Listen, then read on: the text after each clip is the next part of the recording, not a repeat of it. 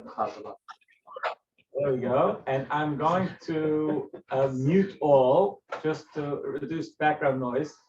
To the left. Here, to the left. Right here. It's The middle no. one. It's the middle one. Oh no, no, it's this one. I'm sorry. Yeah, It's the middle. It's that one. Yep. Right. There we go. Okay. If you want to ask, add, whatever it is, speak, just unmute yourselves. You need two cameras, close up and an overall. And I have to And figure having out. a visual field test. Okay. Yeah, I have. We'll fine tune it. So we pivoted to a new format that we've never actually had. A few newer people here on the Zoom. So for many years, we would sit around here in this room in a circle and it would be very free-flowing conversation. And this political climate, I probably want to stay away from that. So over Zoom, we got more to a focused text-based discussion, which worked very well as far as I can tell. But that was something where I created a curriculum. So now, trying to see, we're tapping into the JLI. We've been doing JLI for many years, 3 times a year, some of the courses. And they also offer something for a weekly Torah study. It's called Torah Studies. And those in the room have a workbook, the book, and I emailed to everyone who asked for the link, also the text, so they can join along. So just for some context, we started reading the Torah again. Torah has 53 Torah portions. The global Jewish practice for millennia has been to read one Torah portion every Shabbat morning, and so that we finish it once a year. And juggle exactly how it's. Sometimes you have to read 2 Torah portions in a week, and especially if we have, because when a holiday falls on a Shabbat, the weekly Torah portion gets bumped. But it's our geniuses, our calendrical geniuses have worked it out that we're always ending and somewhat beginning on Simchas Torah at the end of the holiday season. There's Rosh Hashanah, Kippur, Sukkot, and it ends with Simchas Torah. And following, we begin Bereshit, the book of Genesis, just the very beginning of it. There on Simchas Torah. And Shabbat, the next Shabbos, we read the entire Torah portion of Bereshit, of Genesis. That it begins with creation of humanity, the world, and humanity. And yesterday, the next week, which is the second one, we read about Noah and the flood. And we have discussed this on a Zoom a week ago, Sunday. And now we're up to the third Torah portion, which introduces us to Abraham and Sarah, even though they were actually technically introduced just genealogically at the end of last week's Torah portion. So we're going to try to keep this to about an hour, then go over a little bit, maybe even a little under, I don't know. And there's in a Torah portion, and there's always going to be many different points of conversation and potential analysis and discussion, and that's what makes it rich. We're going to focus on one area here, bring out a specific lesson, and to tell you in advance, what we want to talk about today is a lesson that's it's close to home, and actually that's an important preface. Torah is not a history book. Torah, the word Torah means instruction. In Hebrew, Mora is a teacher. Torah is a book of instruction. And our Jewish history it's obviously Torah based, and the Torah gives us some historical data, but the history that we have is not from what the Torah scroll that's in the Ark. That's only a bit of it. The history we have is from various writings through the millennia that we have preserved in the Talmud and the Medrash and so on. So when we read the Torah, we don't look at it as a history book. It's a book of personal instruction that happens to have history and use history as an important insight a way in, a portal of understanding life for us. And the Torah, looking at it, it's given by God, who is all-knowing and prescient. When God gives the Torah 3,300 years ago, God gives a Torah which is a relevant and usable user's manual for all of us in the year 2022 and the year 2023 and the year 2025 and so on, going forward and going backward. It's a daily user's manual for life. And therefore, while we read the Torah in the key of the literal, and we have to do that, and that part is important, we can't chip away at that. There are deeper levels of Torah study, and what we want to do is be able to mine the Torah, not only for whatever historical data that's there, but really to try to find our personal place in this. You know, in the story of Noah and the flood, we're Noah. And we have to look at what the flood means. And when we look at it, it's our story. That's Torah. That's really studying Torah, understanding what it means for us. And then we understand what happened to Noah too, and that's also important. But we'll talk about what it means for us. Here, when it comes to Abraham and Sarah, as important as that all is, it's really what we walk away with as far as a lesson for ourselves in how to live better lives. And today, we want to talk a little bit about the idea that doing the right thing is often, or at least sometimes, a struggle. And when we see it as a struggle, we can see that as a deficiency. It shouldn't be so difficult. Let's we want a smooth sailing, and that's okay to want smooth sailing. But there is something powerful in the struggle. You know that when I was growing up, my father used to tell me that if I found a specific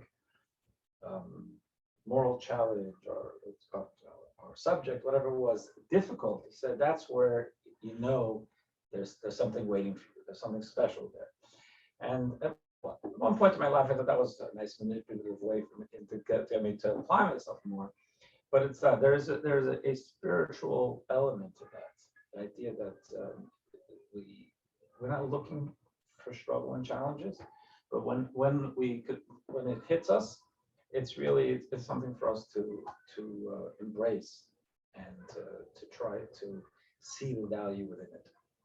So we'll get into that now, but we start off with a Parsha overview. And here it's on page 40-41.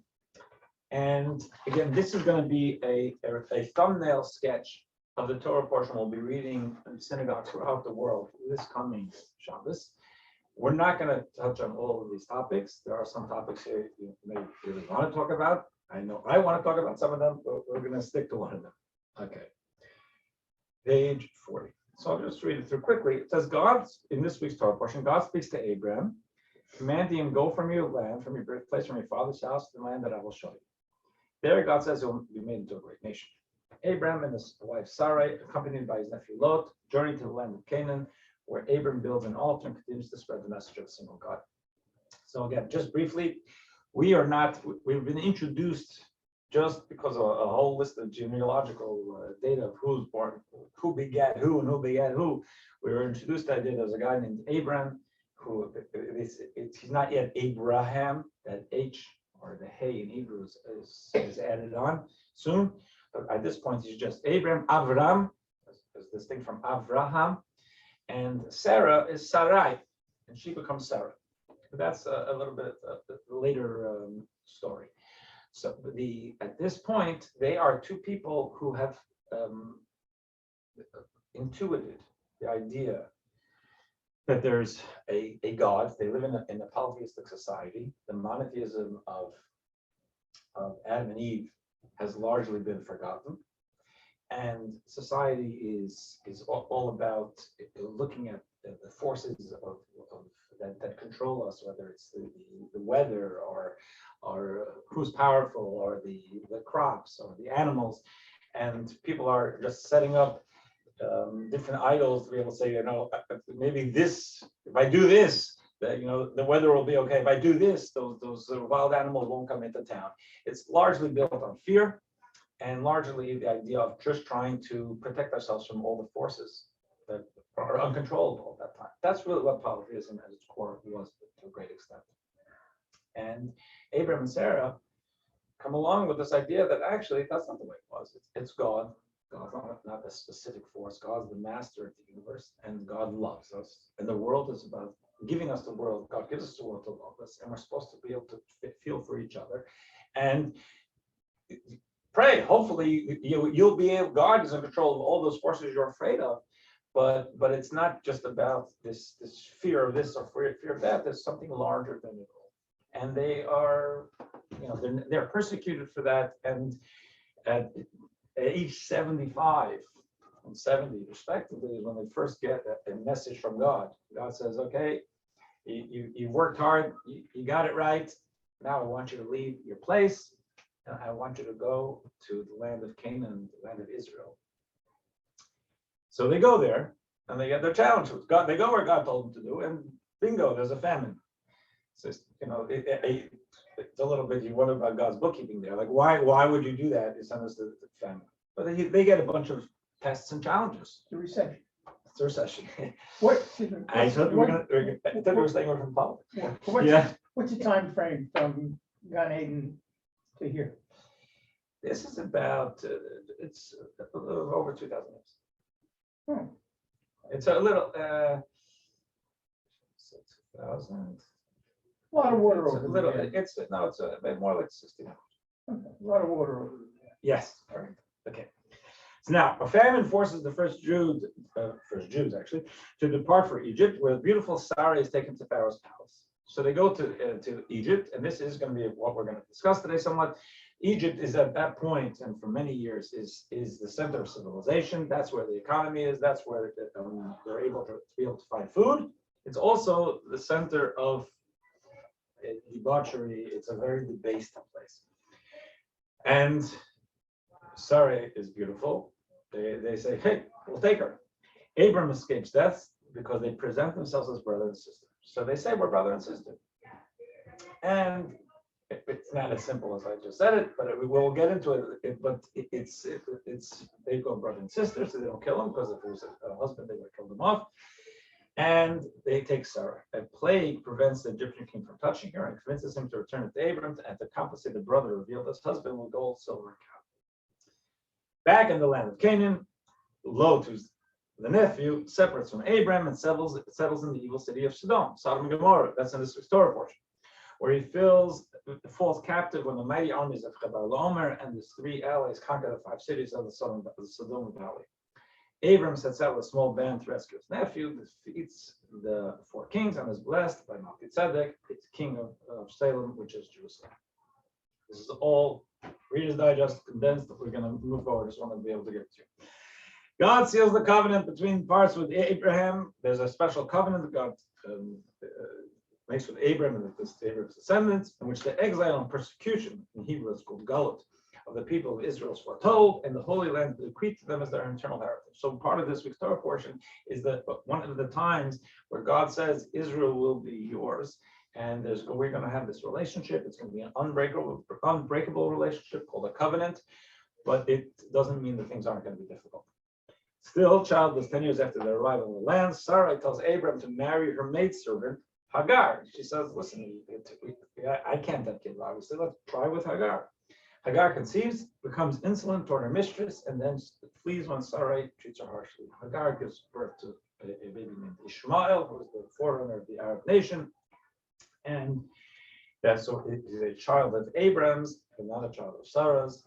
And Sarah treats her harshly, Hagar, when she acts insolently toward her. An angel convinces her, Hagar, to return and tells her that her son will father a populous nation. Ishmael is born in Abram's 86th year.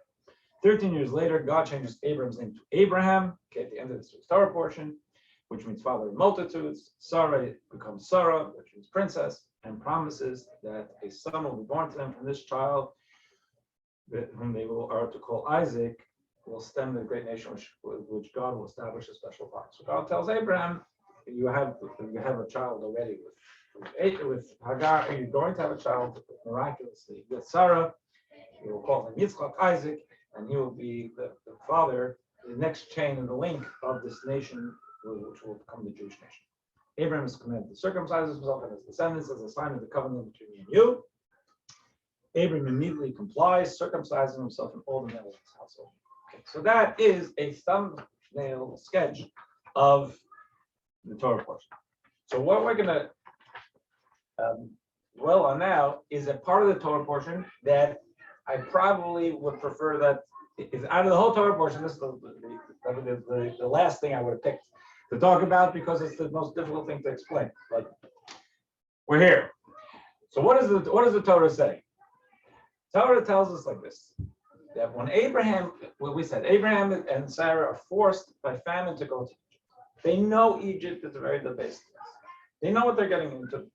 But you got to go where the money is. You got to go, they have to eat.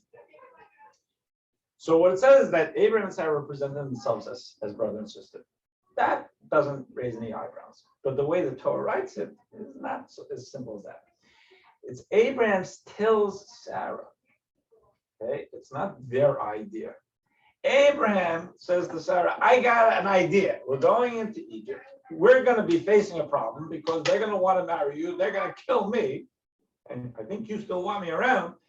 So what he says is, I'll tell you what, you say you're my sister, I'm your brother, and they'll take you. And they're going to want to appease me, and they'll give us gifts. It really sounds horrible. Look at text 1.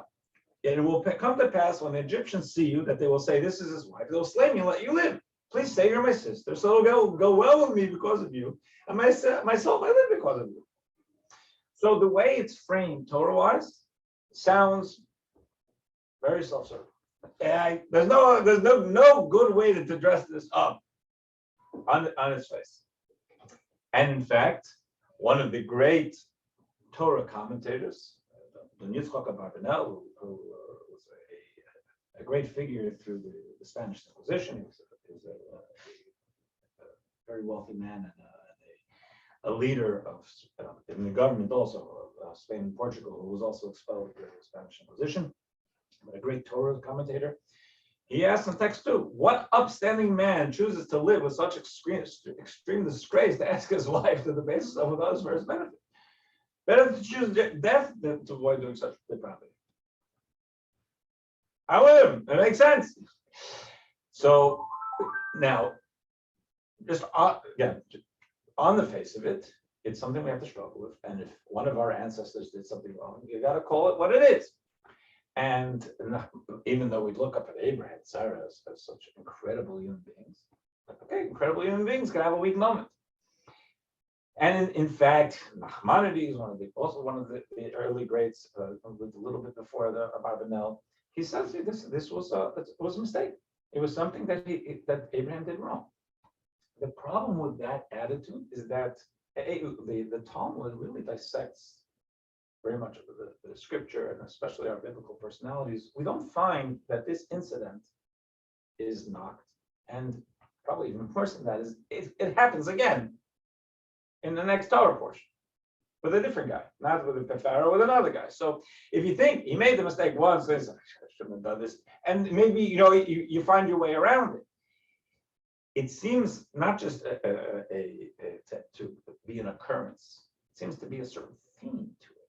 So what is this? And so we say that there are attempts to mitigate the horror of what probably would feel as you hear what Abraham said to Sarah. And we look at text 3, also from one of the later Torah commentaries, but also great, on page 43, it says, Abraham did not need to say that Sarah was his sister. He could have claimed she was simply another woman. Abraham would say, she's my sister. They would give him gifts as he was her relative. So what Abraham says is, here's what we're going to do. We have no choice. We came down here because there's no food. We know they're gonna try to have it their way with you, but like this, and hopefully you'll be able to. We'll move on past that.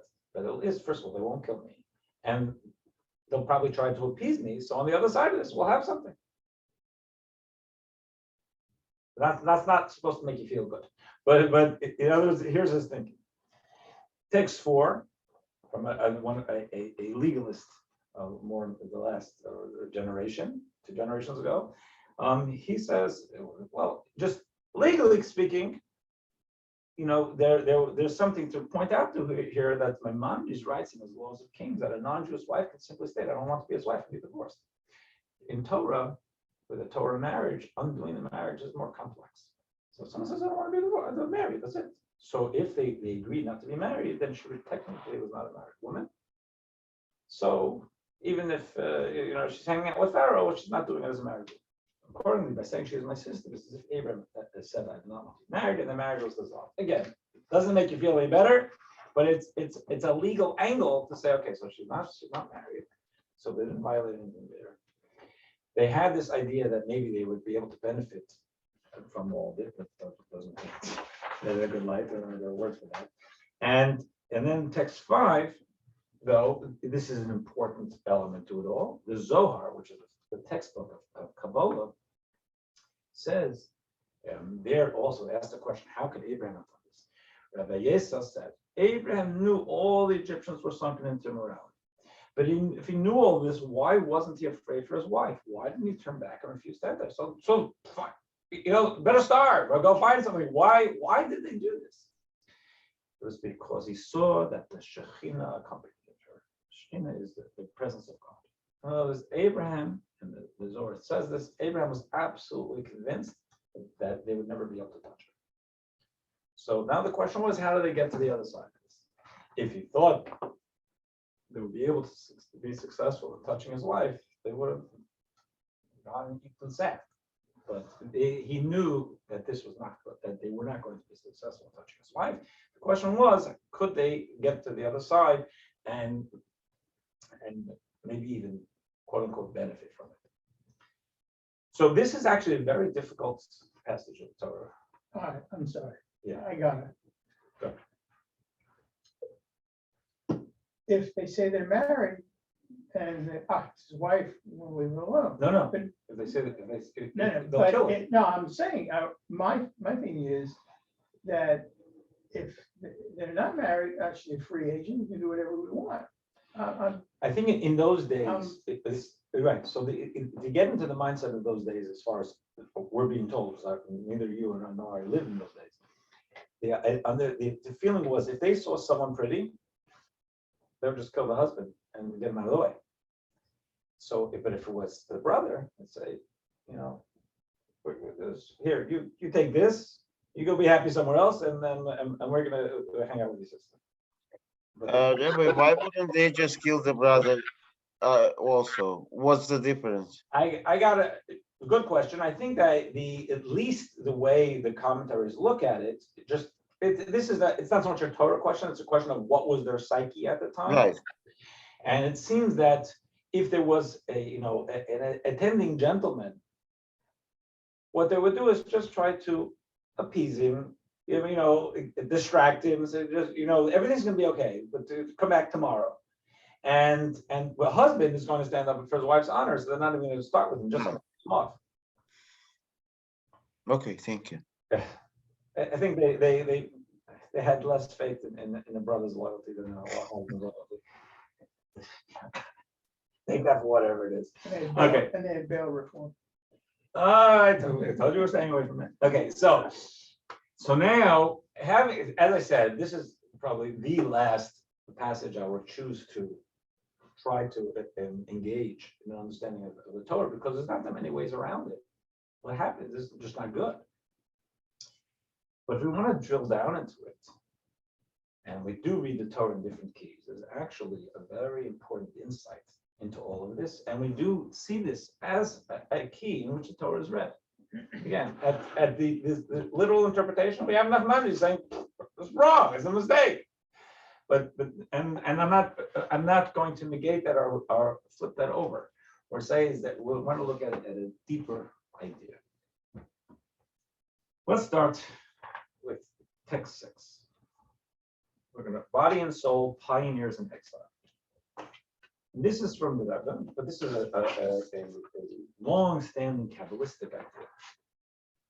when it says that the purpose, in page 45, the purpose of Abraham descending to Egypt was the subsequent ascent, and Abraham came up from Egypt, heavily laden with livestock, with silver and with gold.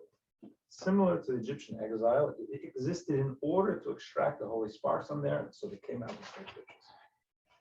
Here's a very important general attitude in Torah thinking. When every Passover, if you read the narrative of what went on with the Jews in Egypt, some of it is it's right. It's beautiful. They were terribly treated. They were murdered. They were harassed, enslaved. But enslaved is probably in too light a word for what went on there. And now God freed them. It's beautiful. But there is an emphasis, very clear in the Torah, more than once, that they left Egypt with wealth. Abraham, later on, God's going to say to him, your descendants will be enslaved. Doesn't say in Egypt. They will be enslaved and they will be freed. And I remember as a kid wondering about this. It doesn't say they're going to be freed. They will be freed with great wealth. Who's thinking about money then? Just get them out. What's the great wealth? It doesn't read well. Is money so important to this? And the idea is that God is saying, and the Torah is talking about, the wealth of what we emerge with when going through a confusing or difficult time. So let's get away from slavery. None of us have had it, but we can go a little bit to where Steve was going. In today's political environment, which I don't want to talk about because it's toxic, but let's put in concept. It's Rabbi, I'm sorry to interrupt. You had finished up that they had left with great wealth, but was that wealth the spirituality? That's where I'm going. What I'm saying is that it's great wealth physically, but what does that mean? Why does the Torah emphasize it so much? It's because it doesn't only mean wealth of gold and silver. It means the spiritual and psycho-spiritual wealth which they left. So that's what I was getting into the Egypt idea, because that's a good way to be able to understand the concept. So they're in Egypt for hundreds of years. They're enslaved for hundreds of years. And they're in a difficult situation. They're in a depraved society.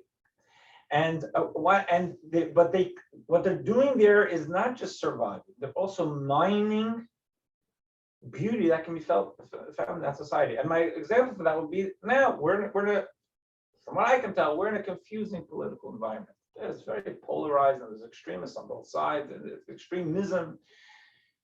And so I could just go under my covers and say, wake me up after the election's over. Although that's not going to be much better. Or I could say, you know something? It's confusing and polarized environment. I want to hear what people are saying. I stand for something, but I want to hear if you know, at least from the perspective I would have. Usually, when you drill down past the mishigas in an opinion you disagree with, you're gonna find a legitimate concern. I may not agree with how large they're building that concern. I may not agree with their strategy to address the concern, but the concern is, you know, something. There's a concern. So that I could walk away with this from understanding some legitimate concerns. Whether or not I think they should be driving public policy for everyone is something else. But I could understand that legitimate concerns and two very extreme opinions.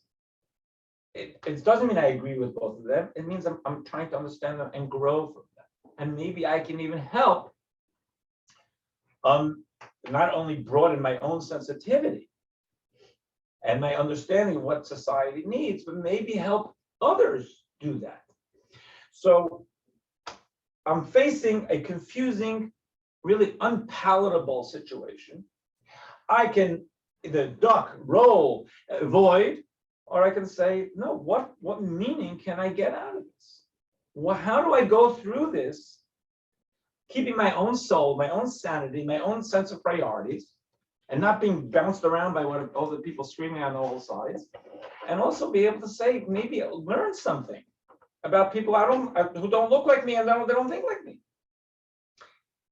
In Torah thinking, in Kabbalistic thinking, that would be called finding sparks of goodness, sparks of holiness in my world. And that is actually considered the purpose of all creation. That we're all meant to find sparks of goodness and godliness in our world. And it's not in the shul, that's too, but it's going to be out in the street. And it's often going to be in difficult situations. We learn a lot about ourselves in going through difficult situations. And sometimes when we're facing with a difficult situation, we will, and we're not looking for those. But if they find us on the other side, we will have grown. Hopefully, we'll have been able to impact others. Well, then it's not just a memory of a struggle I had, it's actually, I've walked out richer. When the Torah emphasizes that the Jews left Egypt with great wealth, it means there was a society, a depraved society, but it wasn't 100%, useless. They took the beauty they could find, that was there to be found and to be actualized within Egyptian society, whether within the psyche or the attitudes or within the Egyptian people and what they had with their neighbors. They came out richer for the experience. They had mined some of that gold, those sparks of goodness that was there in Egypt. It's not just about the Jews in Egypt, it's about life in general. And therefore, one of the things when it says Abraham went to Egypt, they didn't just go for food.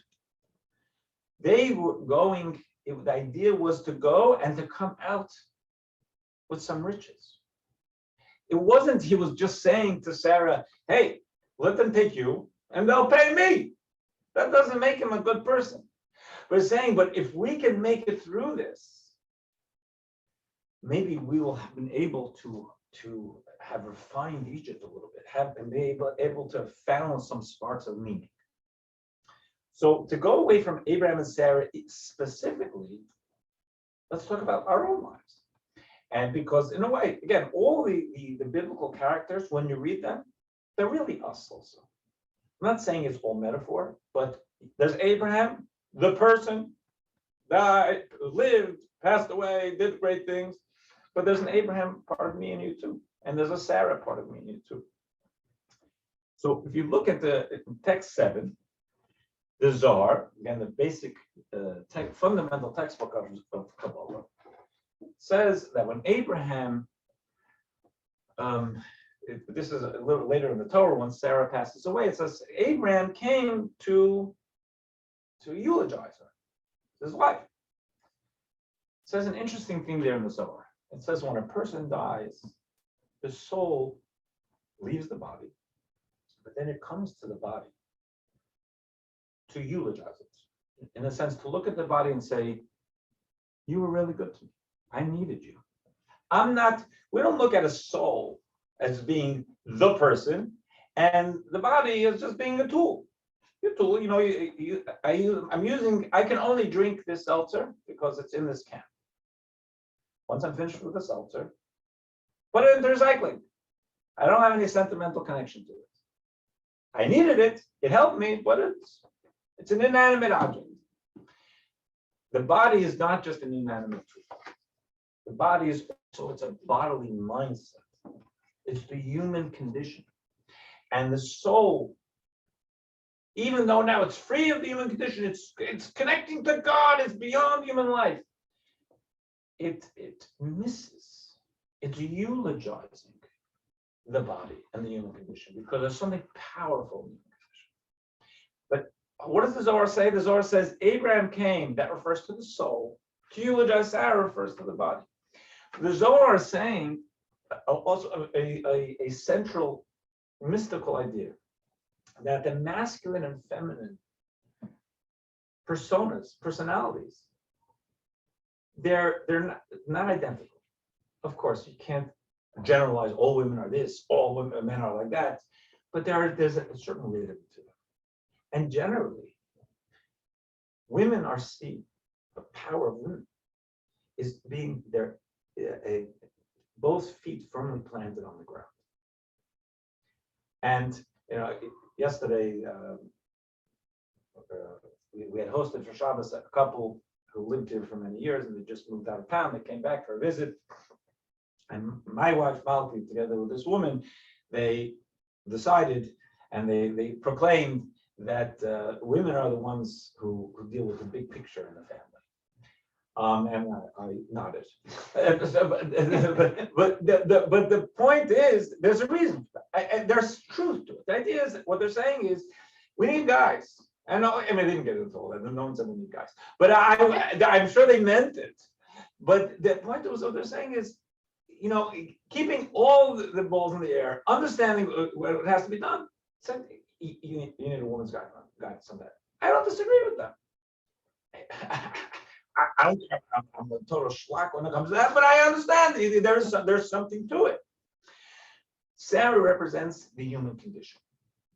Abraham represents the soul. The soul's a visionary. The soul's connected to God. It's all wonderful, but you're not going to get anything done that way.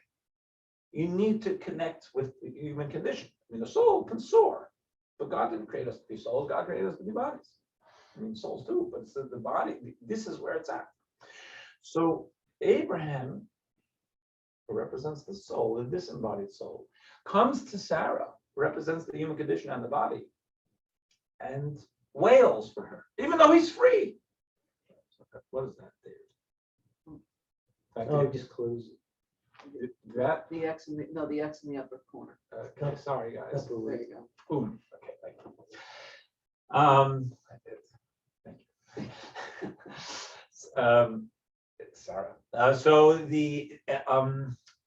what we're doing is we're saying that this is that the soul, which you'd say is now so purely divine and unshackled from the sackcloth of the body, which is how some religions might look at it. Say no, the soul says is wailing for the body and mourning for the loss of the human condition.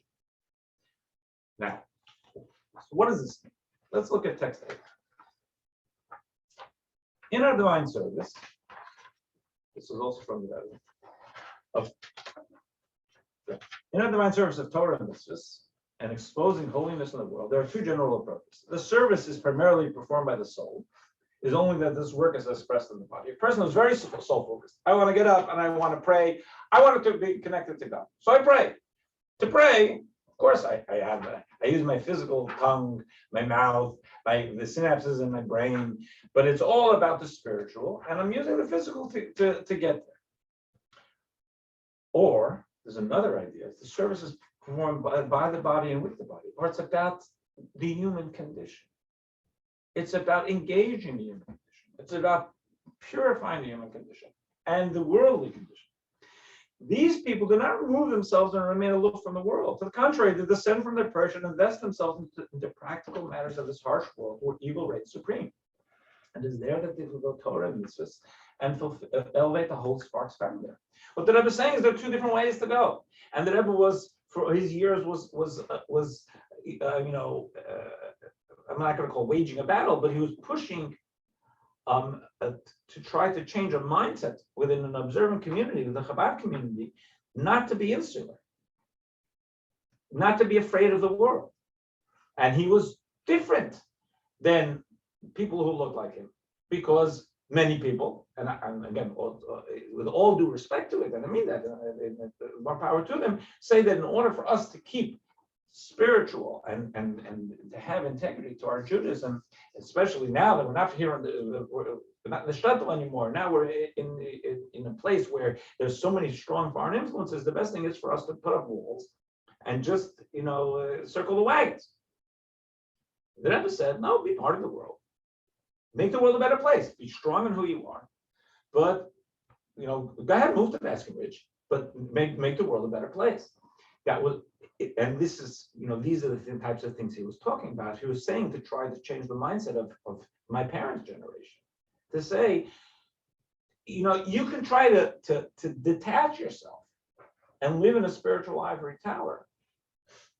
That's the Abraham lifestyle, but you're missing out on the richness of what life is. Even Abraham wanted Sarah, the idea of engaging in the world. So when it comes to that, and we're going to talk about it, there's there's a struggle. I grew up in a place called West Orange. I didn't grow up with tremendous struggles. I had a very charmed American life.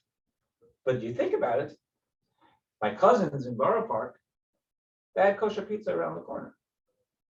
When I grew up, they opened up in Elizabeth, eventually a kosher pizza shop. So sure, we could drive 35 minutes to get a pizza.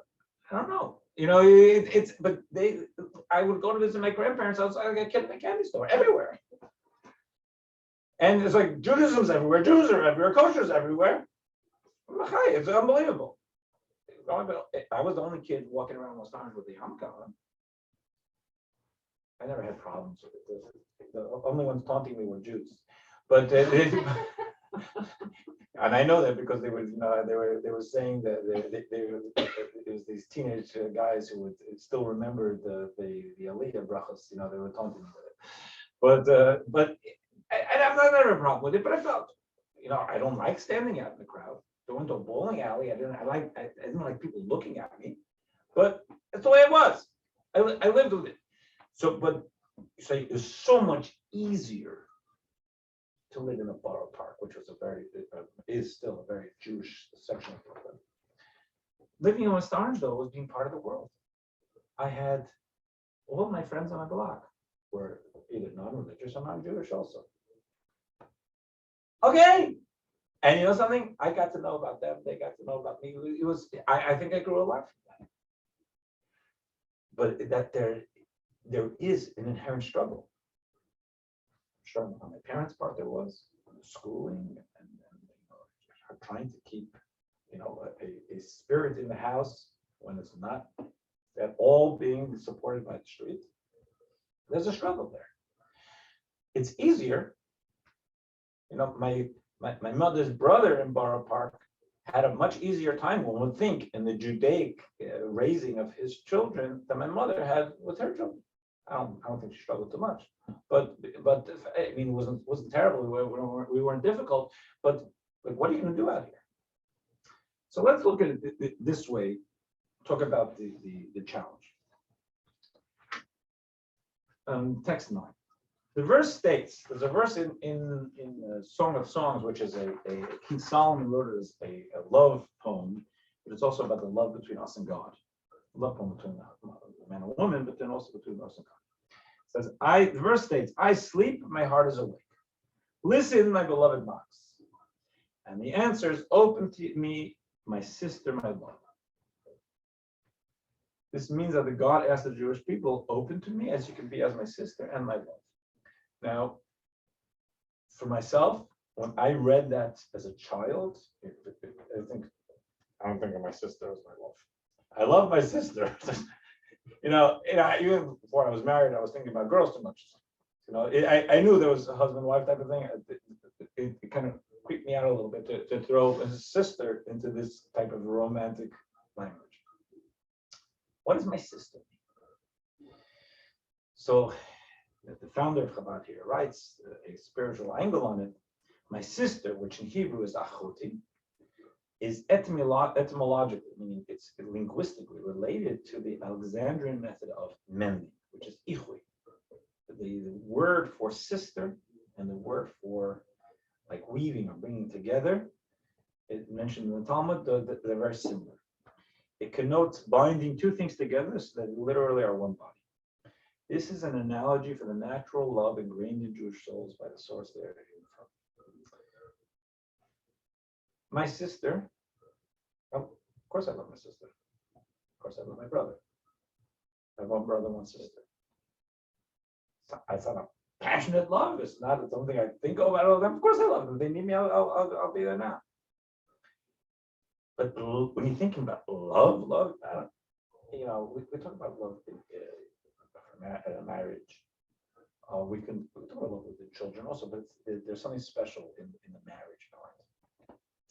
So here we see there's something in my relationship with my sister is natural. Even if I went to Chicago last week for a day and a half. I didn't tell her. What did she have to know? I mean, I didn't not tell her. I just haven't spoken to her. If I call her today, no problem. So I didn't speak in 6 days. And we'll pick up wherever it was. No problem. Imagine me going to Chicago without telling my wife. I wouldn't admit it here on tape. It'd be terrible. It's a very different type of relationship. The sister idea, the sibling love, refers to a calm, steady love. It's love with probably a lowercase L compared to the love we usually say. It's there. And there's a natural instinct we have for wanting a desire with God, to connection with God. We want to be good with God.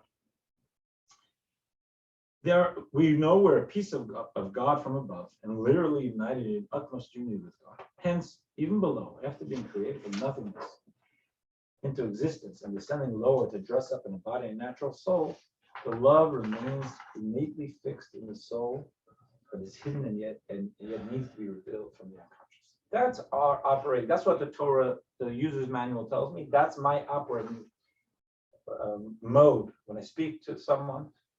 I believe that they wanted a connection with God. They say, Rabbi, I don't care about God.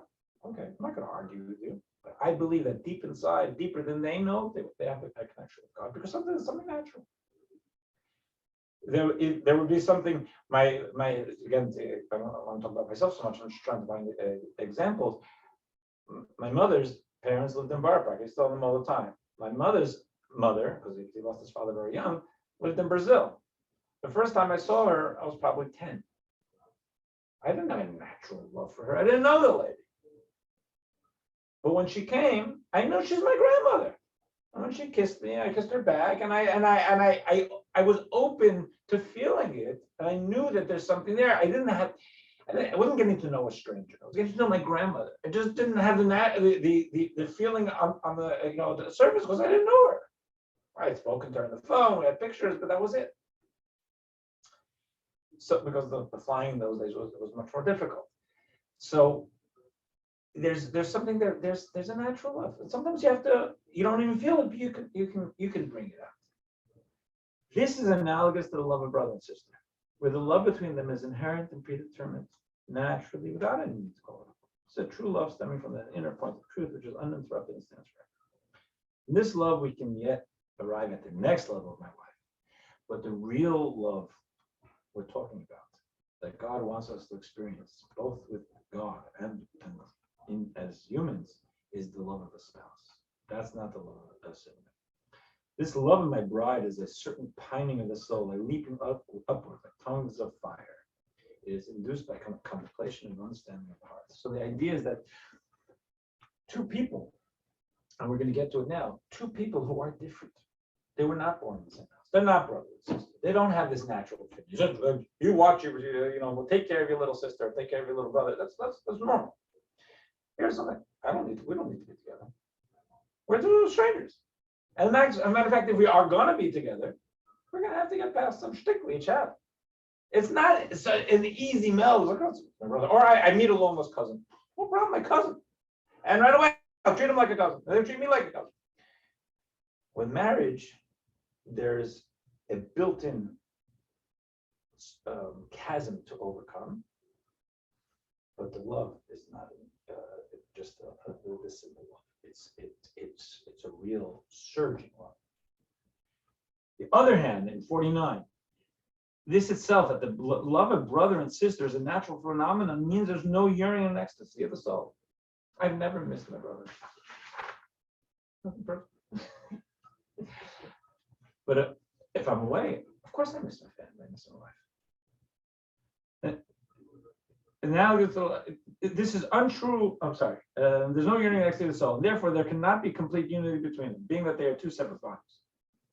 This is untrue of the love that is awakened when we refine the body and the natural soul, analogous to the love of husband and wife, which although it could possibly end, since it is not due to the nature of their birth, people can dissolve marriage. Precisely between them, there can be passion and ecstasy of the soul. Two people coming together, not two people feeling that they have an inherent connection. A natural connection. We're siblings. We're creating it. Unity that exists in their relationship is a total unity until they become one body. So, the idea that, remember we were saying, Abraham said, "Say you're my sister." There's two different things. There's a sister is steady, pretty unbreakable, although obviously going to be strange from siblings, but pretty unbreakable relationship, which is calm. Rabbi, Yes. if one were to hear that type of conversation today between Abram, what? Which type of conversation? What Abraham said to Sarah? Exactly. How do you think it would have gone? Wouldn't it have gone the same? I'm not sure what you're asking. Well, if you're in a desperate situation and have to choose between possible death and either going back where there was starvation and a need to survive, how would the conversation change today? Why are we being so critical of Abram? He had no choice in his mind. If he hadn't made that decision, I don't understand why we're being so critical of Abram's decision to divorce his wife. It wasn't so much about his decision to divorce his wife. There's nothing wrong with if you want.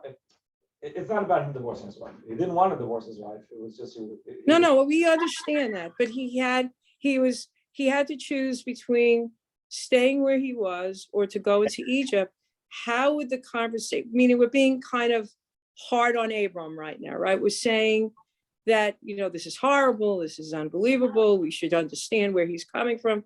I actually find it not difficult to understand where he came from. So when you say it's difficult, it's horrible, you're not defining that. It's like there's an assumption of why we should think it's horrible. Okay, again, if you don't find it horrible, that's cool with me. What I quoted was the Don Yitzchak Abarbanel. If you look in the text, and he said that in his mind, it would be a person of character would rather die of starvation than put his wife through this. And frankly, I understood that. I thought others would also. But okay, if you think it's no, you're missing the point. You're missing my question. I understand everything that was written, but before you get to the tributary of how he shouldn't have treated his wife that way, the quintessential question is he was choosing death over life, was he not? Or that's a fabrication, meaning he could have stayed in an area where he could have possibly risked still surviving under austere circumstances. So he had to make a quintessential decision, and he did speak to his wife about it, which is unusual, right? He didn't make the decision outside of incorporating Sarah. She obviously went along with the program. She did. I'm missing your question. Listen, that's the discussion, the lack of intimacy that's missing here. If a man decides that he needs to survive, and he speaks to his wife about it, that was an intimate conversation between a husband and wife. So the woman was involved in that, the soul and being down to earth, being spiritually connected above, and the wife being grounded. Both of them made a mutual decision to do that. Are we really here to judge what both of them mutually agreed to do? The intimacy conversation occurred. No, Barbara, if you're reading it that way, I'm not going to dissuade you. Good. I'm glad you're in Islam's corner. You know, the most important thing between a husband and wife, and the question we all have, is whether or not a man and a woman can be connected in an intimate way. These Torah portions and your emphasis between what Abraham was able to bring to the relationship and the wife was, you brought up even the conversation between the conversation you had with Malki and how you didn't disagree with her. Isn't that kind of similar? All of us strike that. In this part of the Torah, we're trying to find out something more than the survival of the Jew. We're trying to find out the connection between a man and a woman. Here, others might judge what a true intimate relationship is, but the conversation occurred. And as hard as it's palatable, I think God sends a true message that intimacy requires the agreement between the husband and wife. I think we're missing that. I think it's a great point. The focus of this lesson is not so much about the intimacy between the husband and wife. No, I understand that. But I think we're missing that part of it. Because Because- put it to our attention. It's the elephant in the room, so to speak. Okay, thank you. So if you go to text 11, the idea is that if we're looking at, there's a struggle when it comes to the level of relationship that we're calling husband and wife, as opposed to brother and sister, or sibling as spousal instead of sibling. It's not simple. It's a spousal relationship is easier. You don't have to. Could I just add one thing, Rabbi? Because really what you're saying is so important. This part of the Torah actually makes that differentiation. And I think it's purposeful. It's what's not being discussed. It actually defines the difference between the relationship of the close relationship of a sibling that the siblings might have between each other, and they decipher it between female and male. And I think that here it actually defines what it is. The communication and collaboration that existed between the two in a very difficult time. And, you know, when you hear the story, and we're going ahead, but I need your help here. Here, Joseph was sold by his brothers. Here, the husband and wife created something much more sacrosanct. They made, like you said, the true character of a person is when you have to make a decision in hard times. And these two people did so with the criticism of today's standards, even Maimonides. And I think that that's the essential intimacy that it's expressed in the story, where a husband and wife join these two different aspects. You said Abram was soul oriented, the woman was grounded, and both of them did something higher for a purpose. Okay, the purpose maybe whatever they decided was necessary for their survival. And isn't that really the type of intimacy all of us seek, even if we have to be judged by others? Well said. Thank you. So now moving to this on text 11, we're talking about the struggle we have in life in finding our relationship, our spousal relationship with God. Now, again, Can I just say one more thing, Rabbi? I'm interrupting. Yeah. I promise I'll out myself here. This type of struggle of intimacy really kind of defines how difficult it is, but it's doable, it's reachable. And I think that how Abraham went about it when a man struggles with his inability to communicate and takes that step to do so at the sake of the marriage, because most people feel, oh, if I tell my wife, will she really accept it? Will she really understand how I truly feel? And I think that's the essence of intimacy, to even discuss that topic, which is so difficult. And yet it brought these two people together in a way where it showed to us that that's the true sense of it. That's the true test of intimacy, to be honest and to be pure in their not beating around the bush, so to speak. And I think that's what most couples seek. They say to husbands, please talk, please express, please explain how you feel. And that's exactly what these two people did. Thanks. The framing here is about our relationship with God, whether it's as a sibling or as a spouse. And the idea of a sibling one, a soul connection, is like the Abraham one. The Sarah connection, in other words, the human condition, is where there's a separation. Where we wake up in the morning, we look at the world, we don't feel an instinctive relationship with God. Instinctive relationship is where's my coffee? Are things that I need to do, are things that are in front of my face.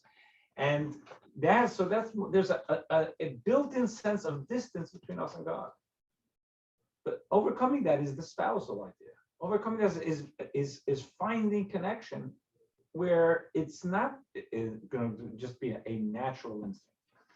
And look at text 11 from the founder of Chabad. Each holy spark did not descend into this world for its own betterment, for it is a vast descent, a state of actual exile. Another holy spark means a soul. A soul, and they should have translated that as soul. Each holy soul, when a soul comes in is invested in the human body, it's taken from a very spiritual, connected place to the divine into a human condition which doesn't have that sense of spiritual connectedness. So why would that be? Why is God abusing our souls? Even to be a perfect, righteous person, a tzaddik, serving God with awe and delighting in a tremendous love for God, never touches the quality of attachment to God with love and awe that the soul experienced prior to its descent in this low material world.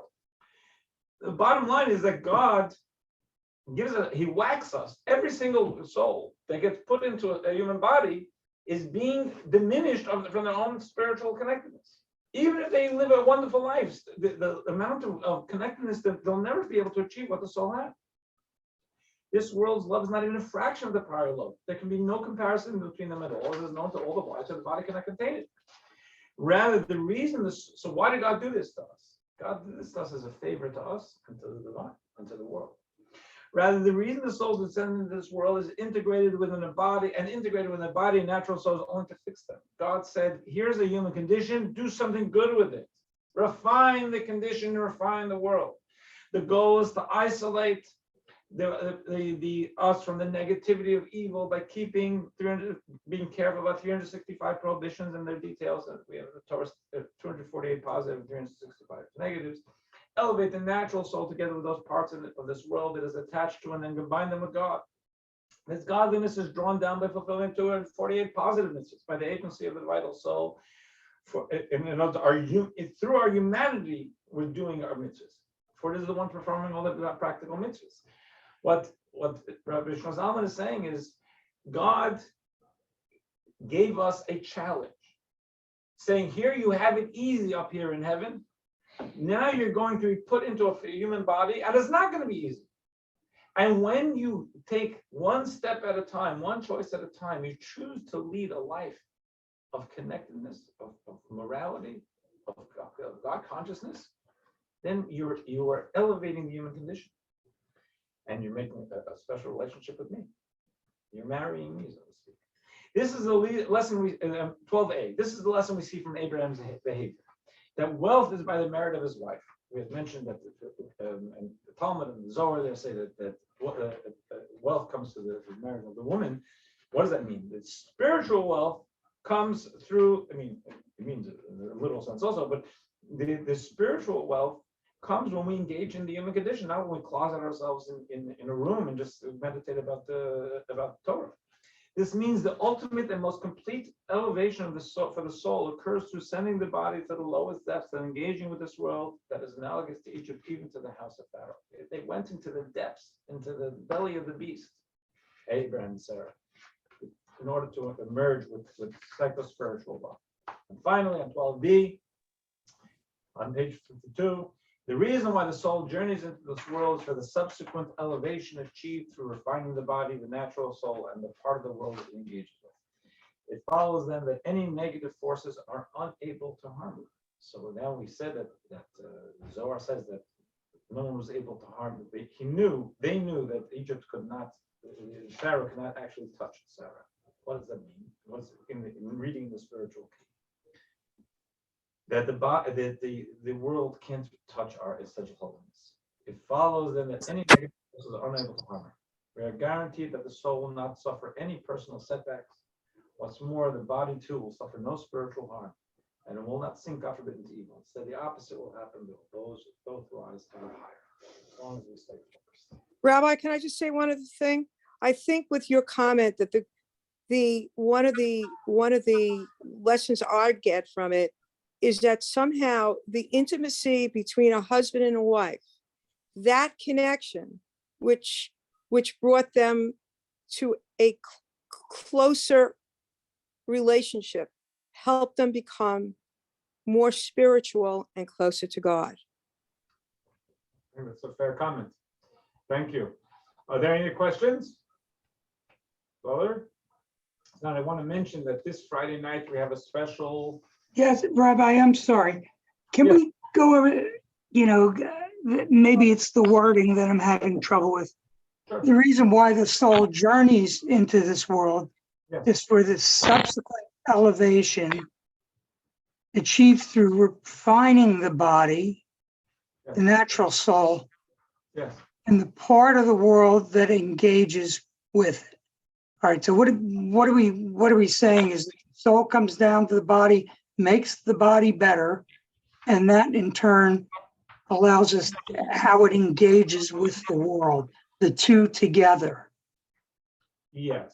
I mean, maybe if you're looking for more clarity on that, I think what this saying is the concept is I have a totally, and you have a totally spiritual piece of God within us, deep within us. That's our soul. It's spiritual. Mhm.